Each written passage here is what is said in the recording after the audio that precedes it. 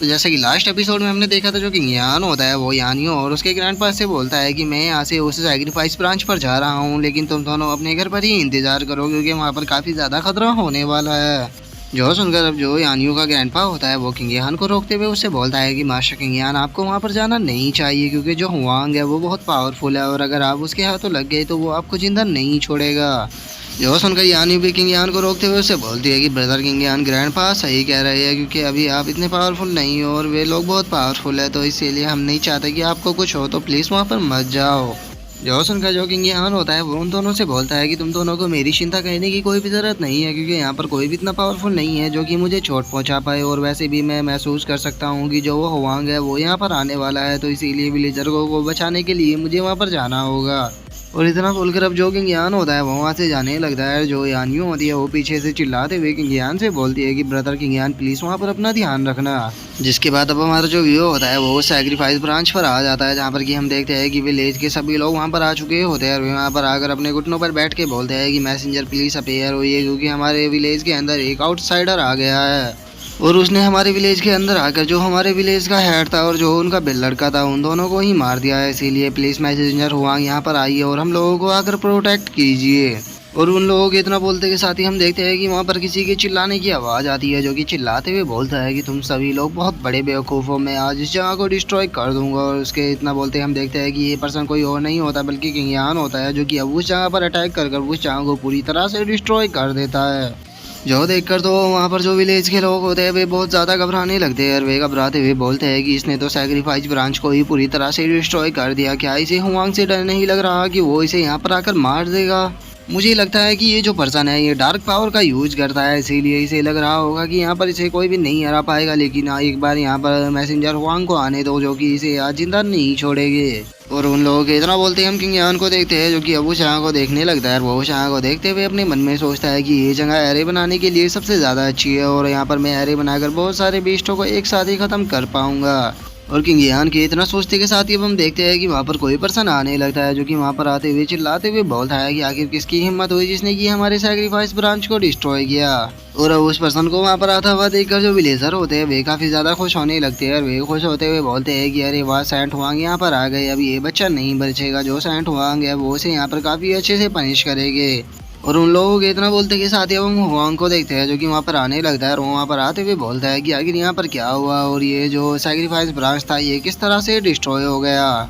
जो सुनते के साथ ही अब जो सभी विलेजर होते हैं वो किंग यान की तरफ इशारा करते हुए हुआंग से बोलते हैं कि सेंट हुआंग, आप बिल्कुल सही टाइम पर आए हो। इस बच्चे ने हमारे विलेज के हेड और उसके बेटे को भी मार दिया और इसी के साथ में इसने आपकी भी काफ़ी ज़्यादा इंसल्ट की है और जो ये सैक्रिफाइस ब्रांच था ये भी इसी ने डिस्ट्रॉय किया है। और इसने आपकी डिसरिस्पेक्ट करते हुए हमसे कहा था कि आप कोई सेंट नहीं हो बल्कि आप एक वेसल हो। जो सुनकर अब जो हुआंग होता है वो भी काफ़ी ज़्यादा शौक हो जाता है और वो शौक होते हुए अपने मन में सोचता है कि आखिर ये बंदा मेरी रियल फॉर्म के बारे में कैसे जानता है, क्योंकि हमने तो अपनी रियल फॉर्म का बहुत ही लंबे टाइम से यूज ही नहीं किया। और हुआंग ये मैं अपने मन में सोच ही रहा होता है, तभी जो किंग यान होता है वो हुआंग की तरफ आते हुए उससे बोलता है कि मैं पिछले काफ़ी लंबे टाइम से तुम्हारा ही इंतज़ार कर रहा था। जो सुनकर हुआंग घबराते हुए उससे बोलता है कि आखिर तुम मेरा क्यों इंतज़ार कर रहे हो। और अब हुआंग को ऐसे घबराता हुआ देखकर जो किंग यान होता है वो अपनी एनर्जी को उसकी तरफ फेंकते हुए बोलता है कि ठीक है, तुम्हारी एक्टिंग बहुत हुई, अब चलो अपनी रियल फॉर्म को दिखाओ। और इतना बोलते हम देखते हैं कि जो किंग यान का अटैक होता है वो सीधे जाकर हुआंग से टकराता है, जिस कारण अब जो हुआंग की रियल फॉर्म होती है वो बाहर आने लगती है।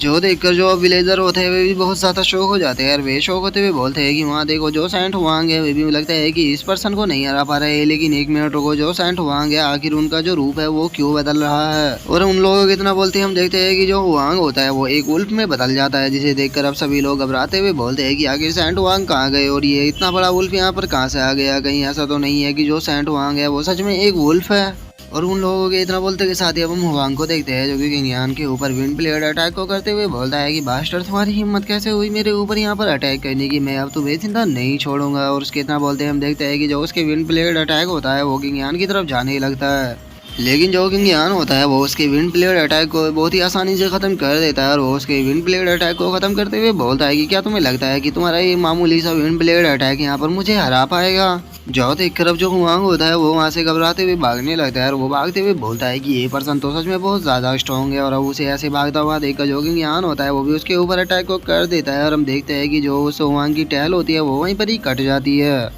इसके बाद अब जो किंग होता है वो हुआंग के पास में आ जाता है और वो हुआंग के पास में आते हुए बोलता है कि तुम फॉक्स और भेड़ियों के ग्रुप की हिम्मत कैसे हुई इंसानों को यहाँ पर चारे की तरह ट्रीट करने की। जो सुनकर जो हुआंग होता है वो थोड़ा शौक होते हुए बोलता है कि आखिर तुम इस बारे में कैसे जानते हो, और वो इतना बोलकर अपने मन में सोचता है कि ये पर्सन बहुत ज़्यादा पावरफुल है, मैं इसे यहाँ पर नहीं हरा पाऊंगा, तो इसीलिए मुझे यहाँ से भागने का कोई ना कोई तरीका ढूंढना होगा।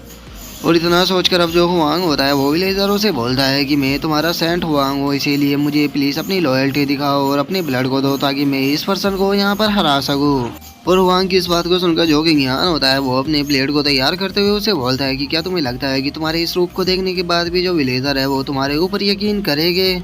और किंग ये बोल ही रहा होता है, लेकिन तभी हम विलेजरों को देखते हैं जो कि हम हुआंग से बोलते हैं कि सेंट हुआंग हमें आपके ऊपर यकीन है कि आप हमें बचाओगे। और अब एक एक कर हम देखते हैं कि वहाँ पर जितने भी विलेजर होते हैं वे सभी यही बात बोलने लगते हैं।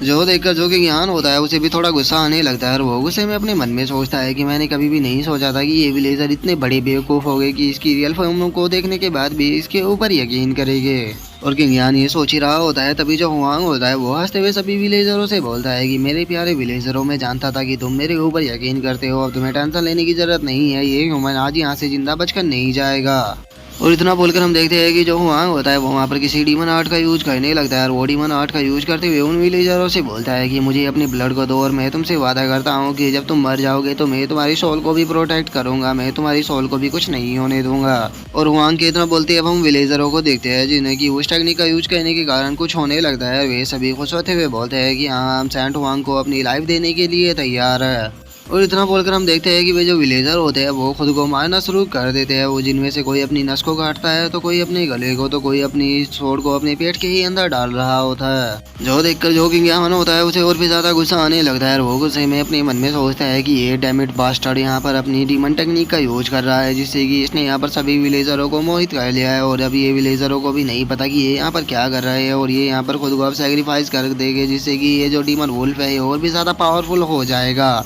और इतना सोचकर अब जो किंग यान होता है वो चिल्लाते हुए हुआंग से बोलता है कि बास्टर्ड, क्या तुम्हें लगता है कि मेरे रहते हुए तुम इस टेक्निक को परफॉर्म कर पाओगे। और इतना बोलकर हम देखते हैं कि जो किंग यान होता है वो वहाँ पर अपनी किसी टेक्निक का यूज करने लगता है, जिस कारण हम देखते हैं कि जो किंग यान होता है उसकी बॉडी से काफ़ी ज़्यादा एनर्जी निकलने लगती है और जिसके कारण जो हुआंग होता है उसकी डीमन टेक्निक भी टूट जाती है। और अब जो विलेजर होते हैं वे काफ़ी ज़्यादा शौक होते हुए बोलते हैं कि आखिर हम यहाँ पर क्या कर रहे हैं, आखिर मैंने अपनी ही स्वॉर्ड को अपने पेट के अंदर क्यों डाला हुआ था। तभी दूसरा वाला बोलता है कि मैं अपनी ही स्वॉर्ड से आखिर अपनी ही नस को क्यों काट रहा था, मुझे कुछ भी समझ में नहीं आ रहा। तभी उनमें से जो एक विलेजर होता है वो खुद को देखते हुए बोलता है कि लगता है कि जो सेंट हुआंग थे वो ये सब कुछ हमसे करा रहे थे, कहीं इसका मतलब ये तो नहीं कि जो सेंट हुआंग है वो एक डीमन है। और उस बंदे के इतना बोलते के साथ ही अब जो किंग यान होता है वो चिल्लाते हुए सभी विलेजरों से बोलता है कि जरा एक बार इसकी तरफ देखो, अगर ये तुम्हें यहाँ पर बचाना चाह रहा होता तो फिर ये तुम सभी की लाइफ को क्यों लेता। इसने यहाँ पर एक डीमन टेक्निक का यूज किया था कि ये तुम सभी लोगों को मारकर जो तुम्हारा ब्लड है उसे अपने अंदर एब्जॉर्ब कर पावरफुल बन सके, लेकिन उसके बाद भी तुम सभी लोग इसके ऊपर यकीन कर रहे हो। और अब किंग यान के इतना बोलते के साथ ही जो हमारा आज का एपिसोड है वो यहीं पे कंप्लीट हो जाता है। तो नेक्स्ट एपिसोड में देखें कि आगे क्या होता है। अगर आप लोगों को वीडियो अच्छी लगी हो तो लाइक करना, चैनल को सब्सक्राइब करना। मैं मिलता हूँ नेक्स्ट एपिसोड में, तब तक के लिए बाय बाय गाइस।